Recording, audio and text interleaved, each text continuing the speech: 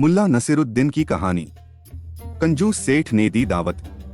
बादशाह खोजा को काजी बनाने जा रहे हैं। यह खबर सुनते ही एक कंजूस सेठ ने भी खोजा को खाने पर बुलाया।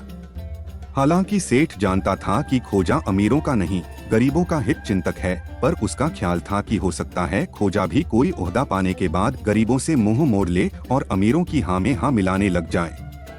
पर कहते हैं न आदत अच्छी बड़ी मुश्किल से छूटती है। यही सेठ के साथ भी हुआ। जब खोजा सेठ के घर खाना खाने आया तो सेठ ने अपना कटोरा तो दूध से ऊपर तक भर लिया और खोजा को आधे कटोरे से भी कम दूध परोसते हुए कहा, लो भाई दूध पी लो, आज मेरा खानसामा नदारद है इसलिए, और कुछ तो बन नहीं सकता, कटोरा भर दूध हाजिर है। खोजा बोला, सेठ जी जरा एक आरी तो दीजिए। आरी का क्या करोगे खोजा भाई? सेठ ने हैरानी से पूछा। खोजा बोला, बात यह है कि इस कटोरे का ऊपरी हिस्सा फालतू है, बेहतर यही होगा कि पहले मैं कटोरे के इस ऊपरी हिस्से को आरी से काट दूं। खोजा की बात सुन सेठ जोर जोर हंसने लगा। वह हंसता रहा। जब उसने देखा कि उसकी हंसी में खोजा शामिल हो ही नहीं रहा तो अचानक चुप हो गया।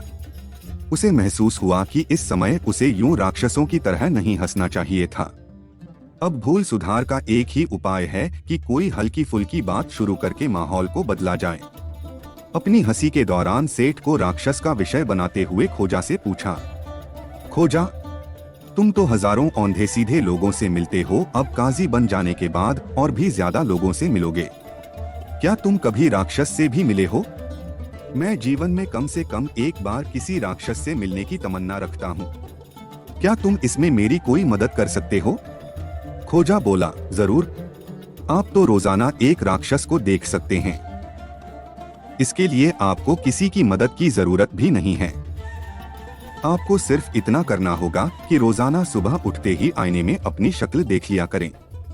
खोजा की बात सुनकर सेठ ने मन ही मन सोचा, यह शख्स जो मेरे बारे में इतनी खराब राय रखता है, आड़े वक्त में मेरा लिहाज कतई नहीं करेगा। खोजा के जाने के बाद सेठ ने इस समझदारी के लिए खुद ही अपनी पीठ थपथपाई कि अच्छा हुआ जो मैंने आधा दूध ही खर्च किया।